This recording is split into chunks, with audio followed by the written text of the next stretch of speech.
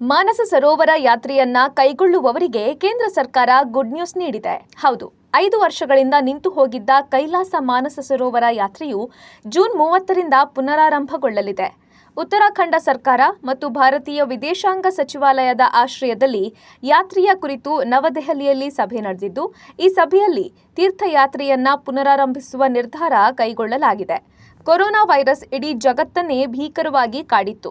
ಇದರಿಂದಾಗಿ 5 ವರ್ಷಗಳಿಂದ ನಿಂತು ಹೋಗಿದ್ದ ಕೈಲಾಸ ಮಾನಸ ಸರೋವರ ಯಾತ್ರೆ ಇದೀಗ ಮತ್ತೆ ಜೂನ್ 30ರಿಂದ ಪುನರಾರಂಭಗೊಳ್ಳಲಿದೆ. ಕೈಲಾಸ ಮಾನಸ ಸರೋವರ ಯಾತ್ರೆಯು ಉತ್ತರಾಖಂಡದ ಪಿಥೋರ್ಗಢ ಜಿಲ್ಲೆಯ 17,000 ಅಡಿ ಎತ್ತರದಲ್ಲಿರುವ ಲಿಪುಲೇಖ್ ಪಾಸ್ ಮೂಲಕ ಹಾದು ಹೋಗಲಿದೆ.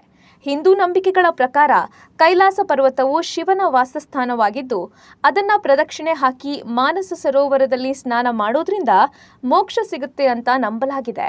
ಇದೀಗ ಮಾನಸ ಸರೋವರ ಯಾತ್ರೆ ಮತ್ತೆ ಶುರುವಾಗ್ತಿದ್ದು, ಯಾತ್ರಾರ್ಥಿಗಳಿಗೆ ಗುಡ್ ನ್ಯೂಸ್ ಸಿಕ್ಕಂತಾಗಿದೆ.